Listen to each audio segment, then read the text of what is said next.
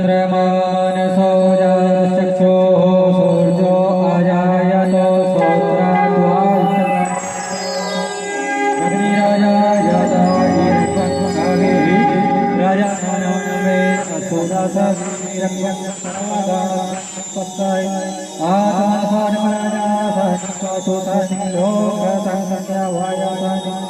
अग्निः प्रजा बाहुलं मे करोत्वन्नं पयोरेतो असमासुरतो।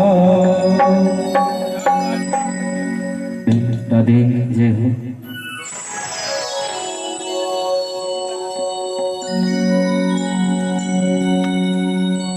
जिस घर में हो आरती चले चितिला तम हरि ज्योति अनंती जना। आइए सभी बड़े भाव से भगवान की आरती में शामिल होंगे। जो भी अपने स्थान पे बैठे मैं चाहूंगा सभी खड़े हो जाएं। श्री भागवती भगवान की है आरती है तारती।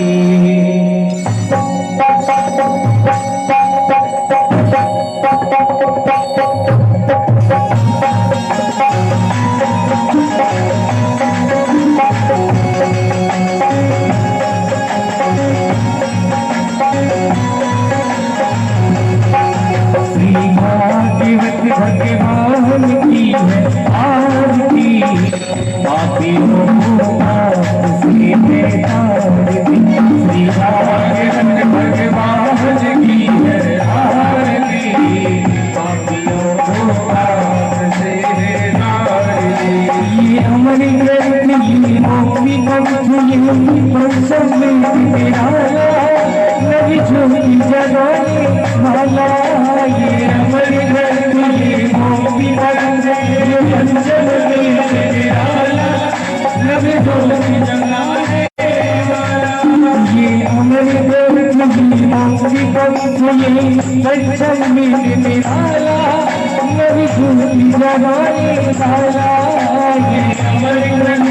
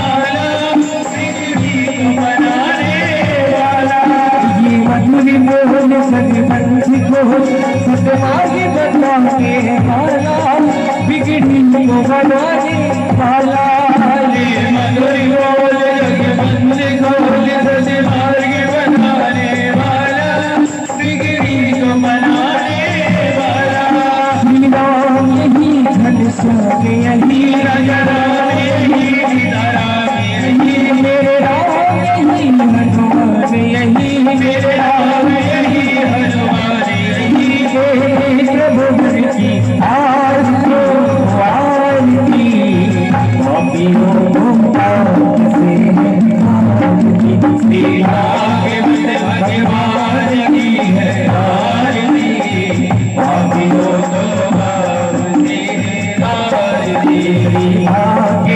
भगवान की है आरती पापियों का से है आरती भगवान की है आरती पापियों का से है पूरे संसार सारंग भुजगेंद्र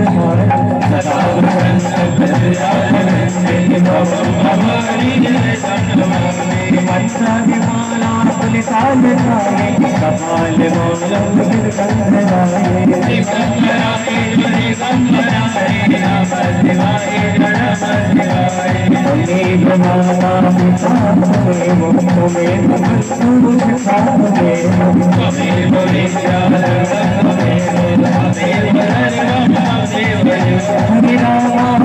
हरे राम राम राम हरे हरे हरे कृष्णा हरे कृष्णा हरे राम हरे हरे हरे राम राम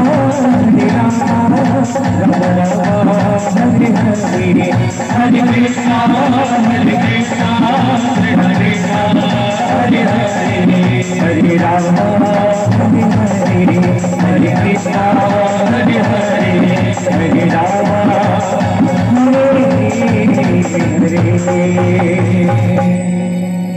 ओम ऋण शीतले शीतले त्वं जगन्माता शीतले त्वं जगत्पिता शीतले त्वं जगद्धात्री शीतलाय नमो नमः हस्ते अक्षतपुष्पाणि गृहीत्वा मन्त्रपुष्पाञ्जलिः हरिः ओम यदनेन जगन्नाथाय जनता देवस्तानि धर्मं विभ्रमण्य सन्ना केहानां महिमाना पाचन्ताय पूर्वे साध्याः सन्ति देवाः हरिः ओम एकदन्ताय विद्महे वक्रतुण्डाय धीमहि तन्नो दन्ति प्रचोदयात् हरिः ओम श्रीरामदूताय विद्महे वायुपुत्राय धीमहि तन्नो हनुमत् प्रचोदयात् हरिः ओम नन्दनन्दनाय विद्महे यशोदानन्दनाय धीमहि तन्नो कृष्ण प्रचोदयात् हरिः ओम वृषभानुजायै च विद्महे कृष्ण प्रियायै च धीमहि तन्नो राधा प्रचोदयात् हरिः ओम गजपुरुषाय विद्महे महादेवाय धीमहि तन्नो रुद्र प्रचोदयात् नानासुरसुरपुष्पाणि यथा कालो भवानि च मया दत्तो ग्रहाणात् परमेश्वरः श्रीकृष्णचन्द्राय नमः मंत्रपुष्पाञ्जलिः चरणारविन्दम् अर्पणमस्तु वृंदावन बिहारी लाल की जय श्रीमद्भागवत महापुराण की जय श्री सुखदेव जी महाराज की जय श्री व्यास जी महाराज की जय श्री नरसिंह भगवान की जय श्री राधा परम मंगलमय परात्पर अकारण करुणा वर्मालय भक्त वांछित श्री पीताम्बरधारी बालकृष्ण लाल की वाङ्मयी मूर्ति श्रीमद् भागवत। आज हम सभी भक्तगण श्रीमद् भागवत कथा के तृतीय दिवस में प्रवेश करने जा रहे हैं। सभी लोग बड़े ही प्रेम और उत्साह के साथ भगवान बांके बिहारी कथा को श्रवण करते हैं, उसका मनन करते हैं, चिंतन करते हैं और आप सभी का परम सौभाग्य है जो आप सबको श्रीमद् भागवत अमृत स्वरूपी श्रवण करने का अवसर प्राप्त हुआ है। और हमारे कथा व्यास परम पूज्य श्री कृष्ण के शास्त्री जी महाराज के श्रीमुख से आप कथा को श्रवण कर रहे हैं। और हमारे परम पूज्य श्री व्यास जी महाराज के पिताजी एवं माताजी का भागवत में यहाँ आगमन हुआ है। हम भागवत मंच से उनको प्रणाम करते हैं और उनका आशीर्वाद चाहते हैं। ये सब पिताश्री की ही देन है जो हमको व्यास जी इतनी प्यारी कथा श्रवण करा रहे हैं और आज यहाँ तक उनको पहुँचाया गया। आगे कथा हमारे परम पूज्य श्री व्यास जी महाराज।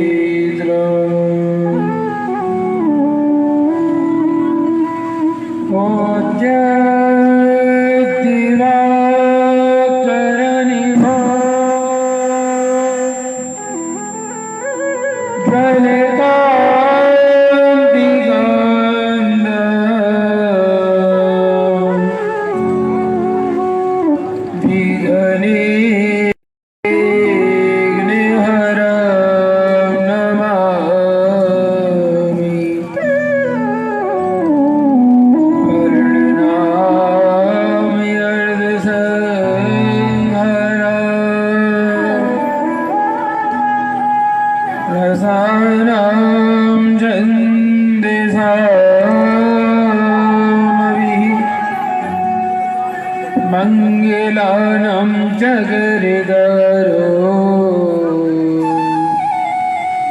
वन्दे वाणि विनायकौ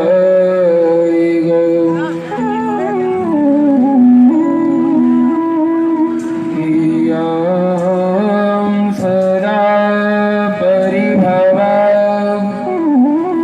नववीशिदोः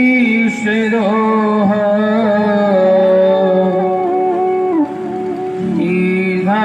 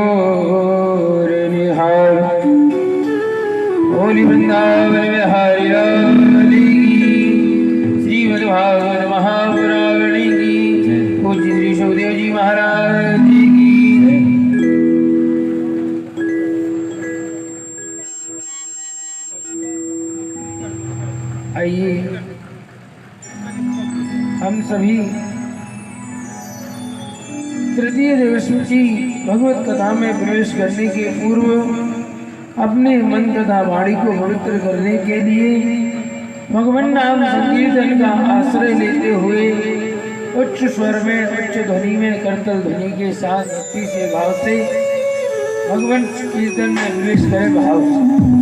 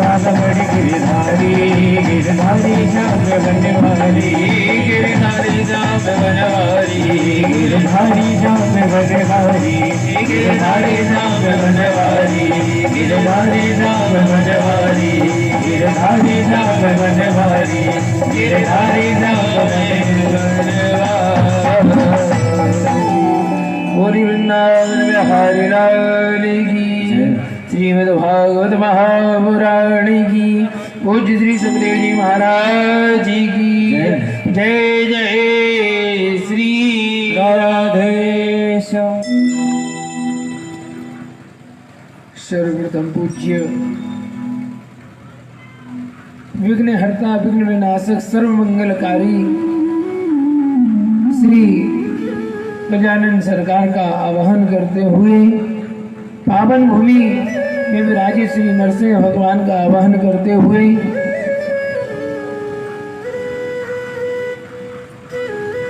अकारण कारण वरुणालय भक्त वांछित कल्पतरु विनिंदित पीताम्बरधारी श्री कन्हैया सरकार एवं राधा रानी सरकार के चरण युगल कमलों में बारंबार प्रणाम करते हुए श्री राम कथा एवं कृष्ण कथा के रसिक श्रोता अनंत बलवंत संत श्री हनुमंत जी महाराज का आवाहन करते हुए आसन देते हुए परम प्रातः स्मरणीय परम पूज्य श्री गुरुदेव जी महाराज एवं माता पिता के चरणों में दंडवत प्रणाम करते हुए मंच पर उपस्थित विद्वज्जन संगीतज्ञ एवं यहाँ उपस्थित मातृशक्ति पुत्र शक्ति एवं राजशक्ति और ध्वनि विस्तार केंद्र के माध्यम से भगवत कथा का लाभ ले रहे रसिक श्रोता वृंदों के हृदय में विराजित श्री कन्हैया सरकार की वांग्मय मूर्ति को मैं इस व्यासपीठ की ओर से प्रणाम करता हूँ। आज सभी मेरा प्रणाम स्वीकार करें।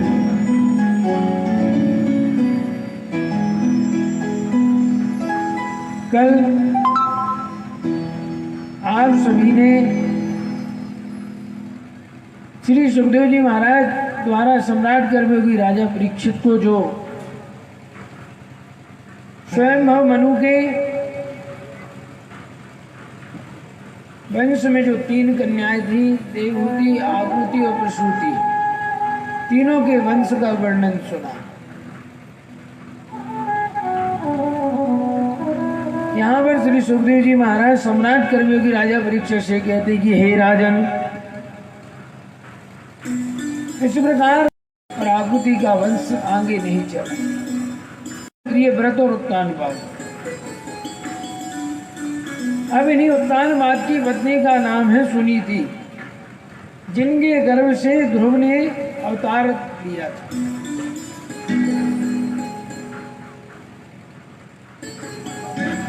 श्री सुखदेव जी महाराज सम्राट कर्मयोगी राजा परीक्षित को लक्ष्य करते हुए बड़े सुंदर भाव में कहते हैं कि हे राजन, प्रिय व्रतोत्तानपादो चतुरो वावधीश्रुतो वासुदेवस्य कलयाया रक्षायां जगतः स्थितौ।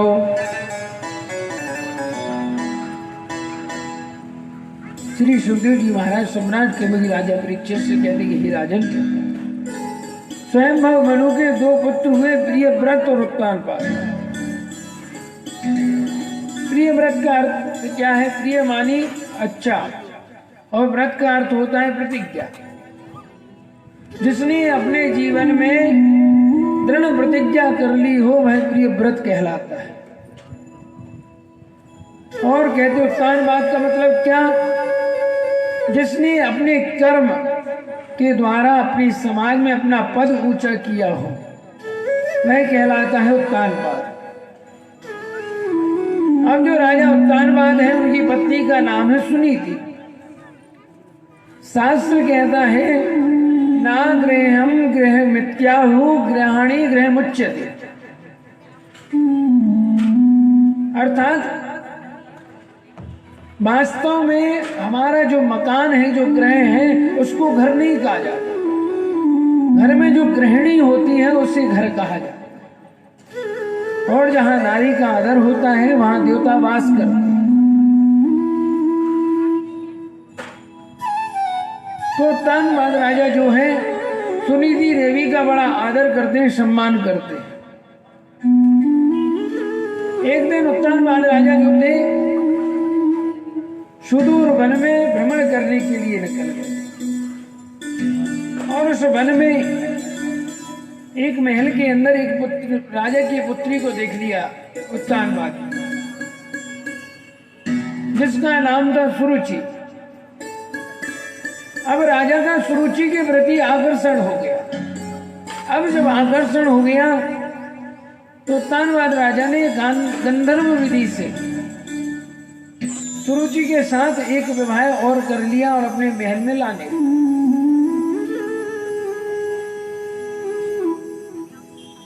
अब राजा उत्तानपाद के यहाँ सुरुचि देवी आ गई। अब जैसे ही घर में प्रवेश किया तो बड़ी रानी सुनीति को देखा तो पूछ लिया, महाराज ये कौन है? राजा ने कहा, देवी सुनो, ये मेरी बड़ी पत्नी है, इसका नाम है सुनीति। तुरंत इस रुचि ने कह दिया, महाराज यदि ये इस घर में रहेंगी तो मैं इस घर में नहीं रह सकती, मैं आपको छोड़कर चली जाऊं। या तो आप इन्हें रख लो या मुझे रख लो।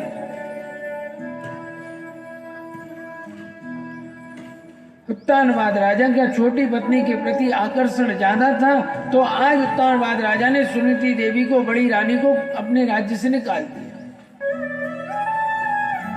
सुनीति का त्याग कर दिया। अब सुनीति गर्भवती थी। सुनीति ने एक पर्णकुटी बनाई और उसी में रहने लगी। वहीं पर कहते हैं कि सुनीति ने एक सुंदर बालक को, पुत्र को जन्म दिया। उस पुत्र का नाम था ध्रुव। बहुत अद्भुत बालक ध्रुव महाराज। अब जैसे ही बालक का जन्म हुआ तो माता अपने मन में विचार करती है कि मैं इस बालक को तपस्वी बनाऊंगी, यशस्वी बनाऊंगी, संत बनाऊंगी। ऐसा उसके मन में, सुनीति देवी के मन में भाव जागृत हुआ।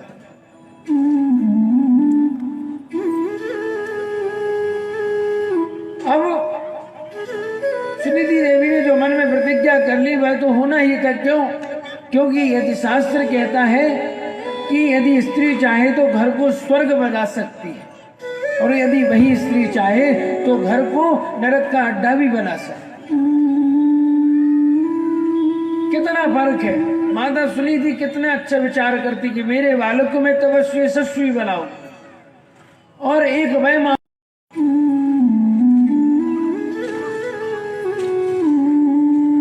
तो हमारे वेदांत में लिखा है कि बालक की सबसे बड़ी गुरु उसकी माँ होती है।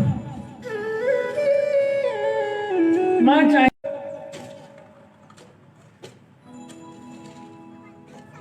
तो श्री सुखदेव जी महाराज सम्राट कर्मगी राजा परीक्षित से कहते कि हे राजन, सुनीति देवी के मन का भाव देखो, कितना अच्छा भाव था। माता सुनीति कहीं भी कभी भी सत्संग में जाती थी तो अपने बालक ध्रुव को अपने साथ में ले जाती थी और गोद में लेकर बैठ जाती थी। बालक सत्संग में जो भी आध्यात्मिक ज्ञान की बातें होती थी वह श्रवण करते थे। अब ध्रुव जी महाराज जब 4 वर्ष के हो गए तो संत महाराज ने एक बार सुनीति देवी से कहा कि देवी, आप हमारी बहुत सेवा करती हो, मांगो, क्या वरदान मांगना चाहते। सुनीति देवी ने कहा कि महाराज, भगवान की कृपा मिलासिता से हमारे पास सब कुछ, किसी चीज की कमी नहीं। आपकी भी सेवा मिल गई, इससे बड़ा मेरे लिए क्या उपकार होगा। हम तो धन्य हो गए कि संतों की सेवा करने को मिल रही है। सुनीति देवी ने कह दिया, महाराज मेरे मन में कोई कामना नहीं है कि मैं आपसे कुछ मांगू। इसी तरह मुझे सत्संग, आपका सत्संग मिलता रहे, उससे बड़ा वरदान मुझे कुछ नहीं चाहिए। संत का नहीं बेटी, तुम्हें कुछ तो मांगना पड़ेगा। आज मैं तुम्हें मांगने को कहता हूं, मांगो, क्या वरदान मांगना चाहते। सुनीति देवी ने बड़ा सुंदर भाव कहा कि हे महाराज श्री, यदि देना ही चाहते हो तो आप एक काम कीजिए। कौन सा?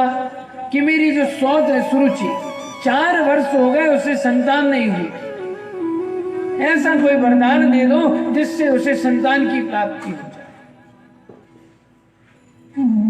महात्मा कहने लगे कि बेटी, जिस रानी की वजह से राजा ने तुम्हें अपने राज्य से निकाल दिया और तुम उसके हित की बात मांग, उसके लिए संतान की कामना करती, उसके लिए वरदान मांगना चाहती। हे देवी, उसको तो पुत्र होना ही, यदि तुमने वरदान मांगा है तो उसको पुत्र रत्न की ही प्राप्ति हो। परंतु बेटी, मैं भी वरदान देना चाहता हूं। क्या वरदान? कि तुम्हारा जो पुत्र है वह परम तपस्वी यशस्वी बनेगा।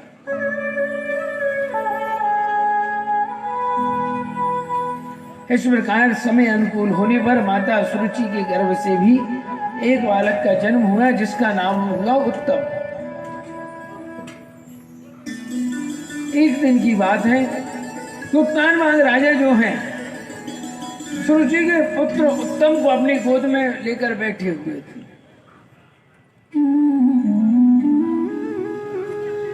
अब यहां पर 2 बातें आती हैं।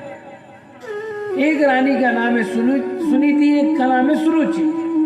सुनीति मतलब जो शास्त्र के अनुसार, शास्त्र की नीति पर, वेद के अनुसार जो कार्य करे उसे कहा जाता है सुनीति।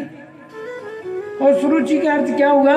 जो अपने मन का करे, अपनी रुचि के अनुसार जो अच्छा लगा वही कार्य करे, उसे कहा जाता है सुरुचि।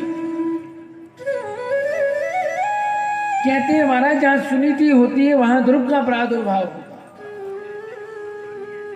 तो आज उत्तानपाद राजा जो है उत्तम जो पुत्र थे उनको अपनी गोद में लेकर बैठे हुए। ध्रुव जी महाराज ने जैसे ही देखा, ध्रुव जी महाराज के मन में भी इच्छा हुई कि मैं भी पिताजी की गोद में बैठ जाऊं। ध्रुव जी महाराज भी बैठने के लिए उद्यत हुए, पिताजी से कहा। जैसे ही आग्रह किया, पिताजी ने ध्रुव को उठाने के लिए दोनों हाथ बढ़ा दिए, लेकिन जैसे ही राजा ने दोनों हाथ बढ़ाए, छोटी माता जो सुरुचि थी उन्होंने मना कर दिया। इसलिए जब मना किया तो राजा जो है ध्रुव को गोद में नहीं ले पा रहे।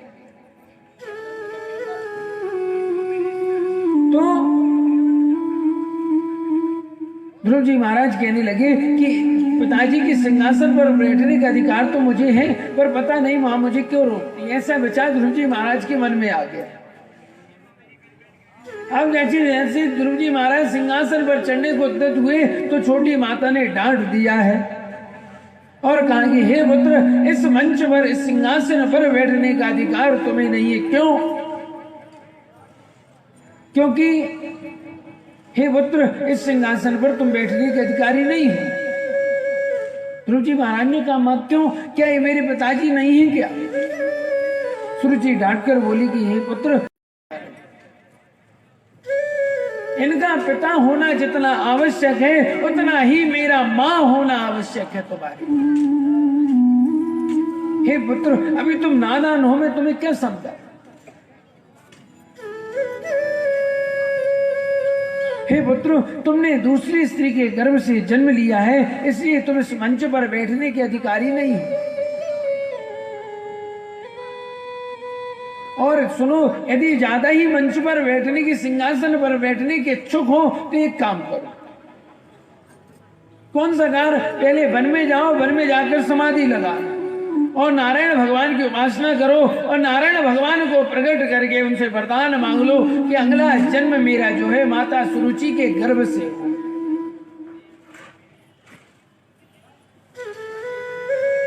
हे पुत्र, जब नारायण की कृपा से जब तुम मेरे गर्भ में आओगे तो निश्चित ही तुम सिंहासन पर बैठने के अधिकारी हो जाओगे। ध्रुव जी तो माता सुरुचि की बातें सुनते ही रह गए। जिस प्रकार सोते हुए सर्व पर कोई डंडे से प्रहार कर देता है, ऐसे ध्रुव जी महाराज इतना क्रोध आ गया ध्रुव जी महाराज को। श्वास पर श्वास चढ़ाए जा रहे और दौड़े दौड़े माता सुनीति के पास आ। श्री सुखदेव जी महाराज राजा परीक्षित से कहते कि हे राजन, माता सुरुचि ने केवल ध्रुव जी का ही अपमान नहीं किया, भगवान तक का अपमान कर दिया कि तुम्हें इस सिंहासन पर बैठने के लिए भगवान को प्रकट करना होगा।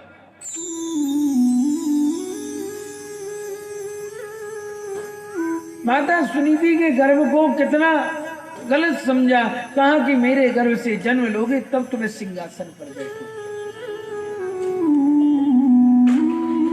माता सुरुचि ने अपने गर्भ को भगवान से भी ऊंचा समझ लिया।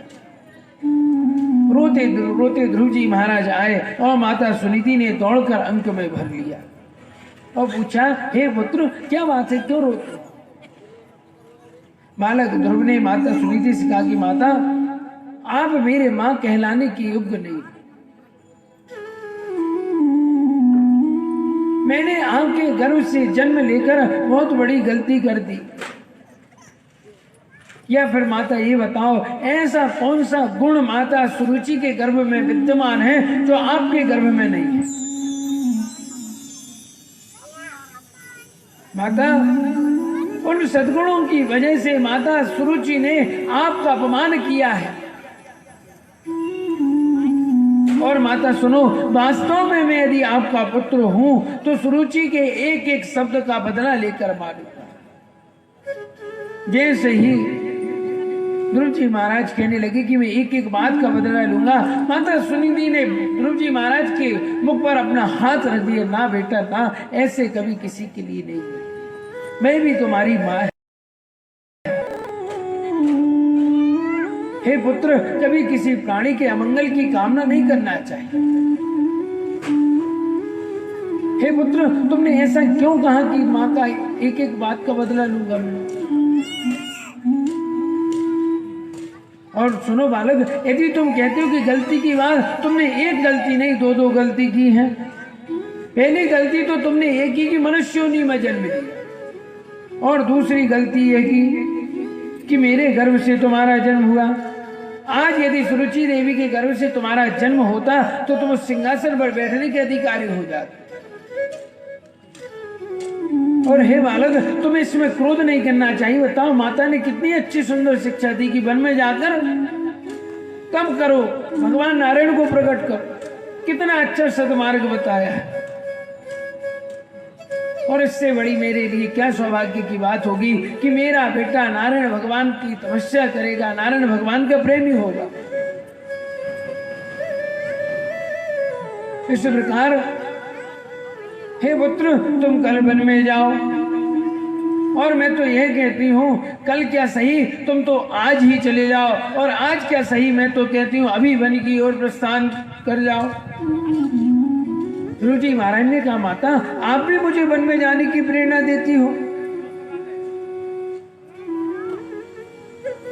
लेकिन माँ मुझे यह बताओ कि वो नारायण भगवान रहता कहाँ है, भगवान कहाँ वास करते हैं, कहाँ उनका निवास है, मुझे बताओ तो सही। माता ने कहा कि हे पुत्र, हरि व्यापक सर्वत्र समाना, प्रेम ते प्रकट होई में जाना, भगवान तो सब जगह है, सर्वत्र भगवान का वास है। माता सुनीति ध्रुव से कहती हैं कि परमात्मा का सर्वत्र वास है, उसे केवल खोजने का प्रयास करना हो।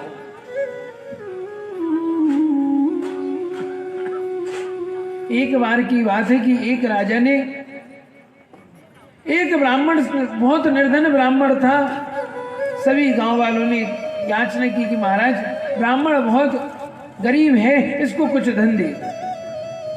राजा ने कहा ऐसे धन नहीं देंगे, पहले हम इसकी परीक्षा लेंगे। कैसी परीक्षा? तो कहा मैं पहले इससे 3 प्रश्न करूंगा, यदि ये 3 प्रश्न का उत्तर दे देगा तो मैं इसे बहुत सारा धन दूंगा, और नहीं देगा तो मैं इसको मार दूंगा। गांव वाले ब्राह्मण को पकड़ कर ले आए। ब्राह्मण को बुलाया गया, राजा ने तो पहले प्रणाम किया और कहने लगा, महाराज मैं आपसे 3 प्रश्न पूछना चाहता हूं। कौन से 3 प्रश्न? का पहले ये बताओ कि भगवान रहता कहाँ है, भगवान जो है रहता कहाँ है। दूसरा प्रश्न किया कि भगवान किस दिशा की ओर मुख करके बैठता है, भगवान का मुख किस दिशा की तरफ। और तीसरा प्रश्न कर लिया कि यह बताओ कि भगवान कौन सा कार्य करता है, भगवान करते क्या है।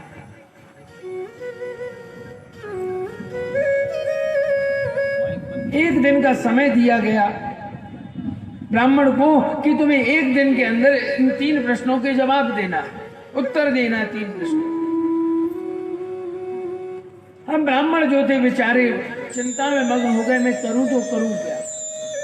घर आए, अब जब चिंता रहती है तो मुख की क्रांति बदल जाती है। अब घर में आए तो जब बेटी ने देखा, पूछा पिताजी क्या बात है, आज आप कुछ चिंतित लगते हो। कहा हाँ बेटी, राजा ने मुझसे 3 प्रश्न किए और लगता है कि मैं उन 3 प्रश्नों के उत्तर नहीं दे पाऊंगा। तो कहा पिताजी ऐसे कौन से प्रश्न है? कहा पहला प्रश्न यह है कि भगवान रहता कहाँ है, और दूसरा प्रश्न यह है कि भगवान किस दिशा की ओर मुख करके बैठता है, और तीसरा प्रश्न यह है कि भगवान क्या करता है। तो कहा पिताजी बस इतने छोटे से प्रश्न। कहा हाँ बेटी बस इतने। तो कहा आप छोड़ो, मैं दूंगी इन 3 प्रश्नों को। प्रातः काल हुआ, बेटी को लेकर पहुंचे।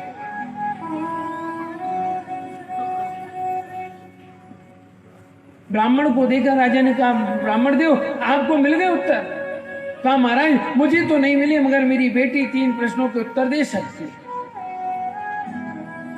राजा हंसने लगे, कहने लगे बताओ आप इतने विद्वान हो, जब आप नहीं दे पाए तो आपकी बेटी क्या देगी। ठीक है, फिर भी यदि आप कहते हो तो मैं तैयार। बेटी को बिठाया गया सिंहासन पर, राज दरबार लगा हुआ, बड़े बड़े विद्वान बैठे हुए।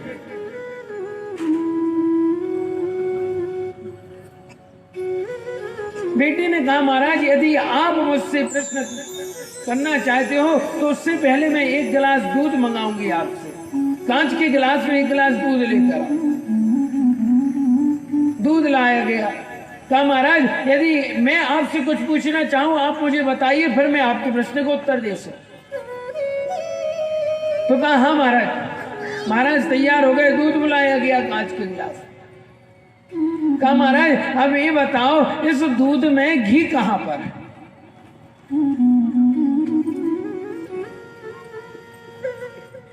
राजा कहने लगे घी कहाँ पर है? अभी तो ये दूध है, दूध से दही बनेगा, दही से फिर जाम बनाएंगे, जाम से फिर मंथन होगा, मंथन करने के बाद घी निकलेगा।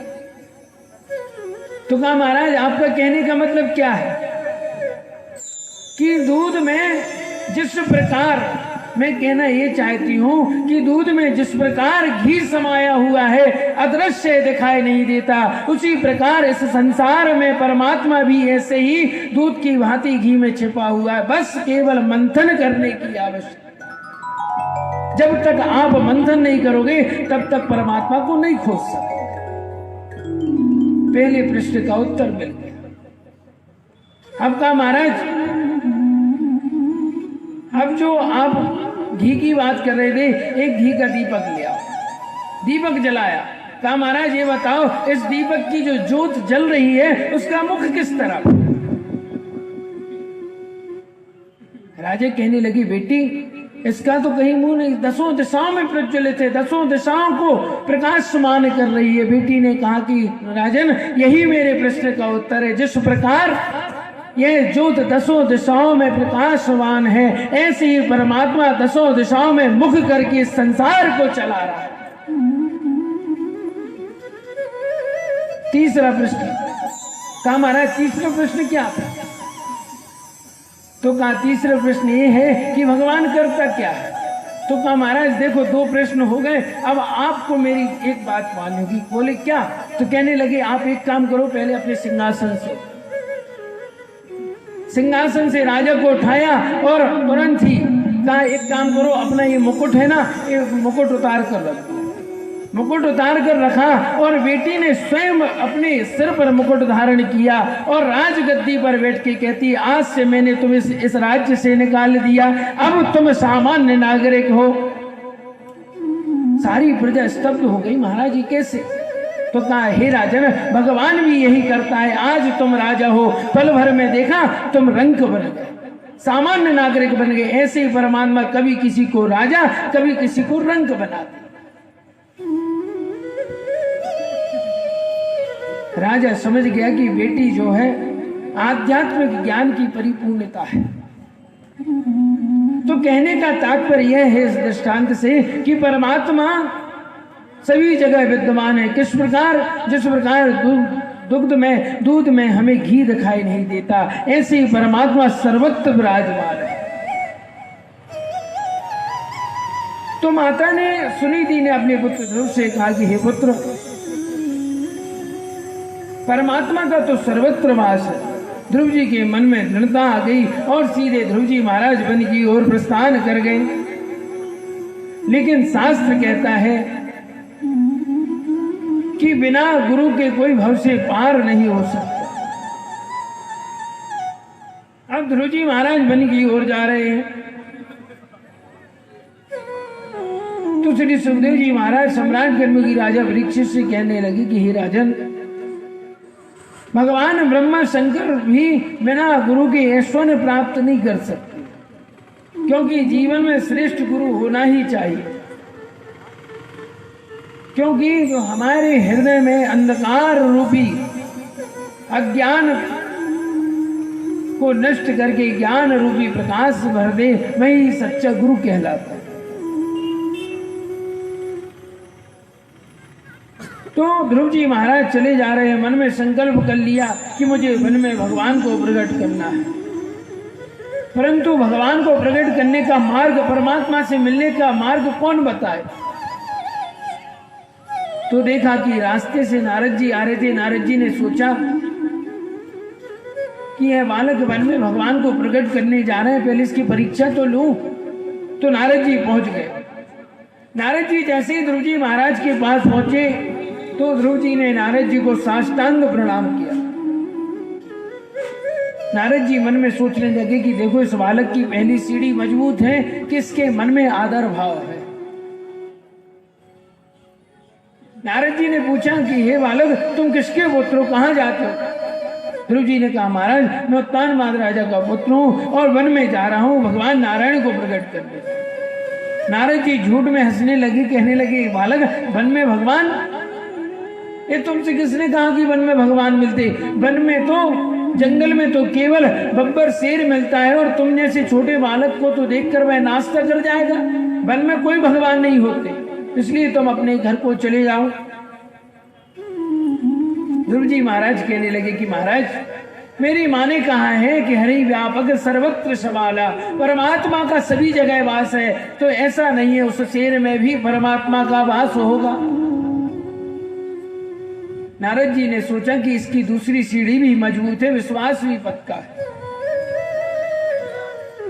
नारद जी कहने लगे, देखो वन में जाओगे, अभी तुम्हारी छोटी उम्र है, तुम्हें भूख तो लगती होगी। कितनी बार भोजन करते हो? तो कहा महाराज, कभी दिन में 3 बार, 4 बार, 5 बार। और हाँ महाराज जी, जब तक मेरी माँ मुझे अपनी गोद में बिठाकर भोजन नहीं कराती, तब तक मैं भोजन नहीं करता।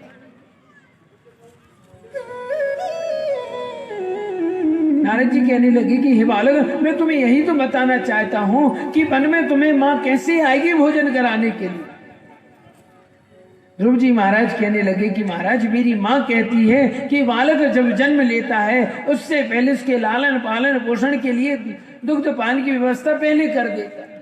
जब दांत नहीं थे तो भगवान ने दुग्ध पान कराया। तो अब मैं वन में जा रहा हूं, तो वहां भी भगवान मेरे लिए कुछ न कुछ व्यवस्था भोजन के लिए करेंगे ही।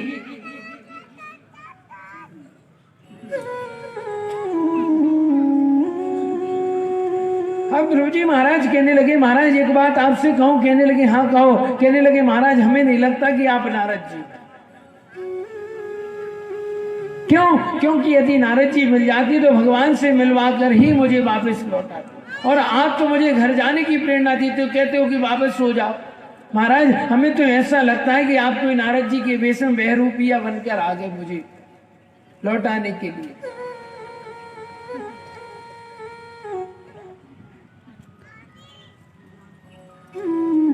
इसलिए हमें तो आप कहीं से नारद जी नहीं लगते हो। नारद जी कहने लगे कि हे बालक, मैं तो तुम्हारी केवल परीक्षा ले रहा था कि देखो तुम्हारा विश्वास पक्का है कि नहीं। इसलिए हे बालक, तुम्हें वन में जाना ही चाहिए, परंतु यह बताओ तुमने अभी तक गुरु दीक्षा ली कि नहीं? नारद जी के ध्रुव जी महाराज कहने लगे, नहीं प्रभु, नहीं ली। तो कहा, बिना गुरु के भगवान को कैसे प्रकट करो? तो ध्रुव जी महाराज कहने लगे, महाराज आपसे बड़ा गुरु कौन होगा? मैं तो आपको ही अपना गुरु मानता।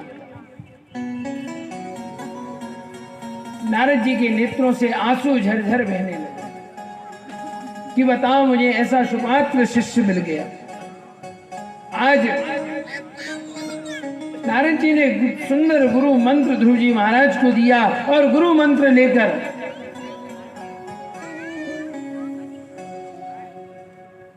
ध्रुव जी महाराज वन में तपस्या करने के लिए गए। ध्रुव जी ने जाकर यमुना में स्नान किया, आचमन किया, और एकांत बट वृक्ष के नीचे जाकर भगवान का कीर्तन करने लगे। ध्रुव जी के भजन का पहला महीना चल रहा है। 3 दिन तक कुछ नहीं खाते, तीसरे दिन शाम को केवल फल तोड़कर खा रहे। ध्रुव जी के भजन का दूसरा महीना शुरू हुआ, 6 दिन तक बिल्कुल कुछ नहीं खाते।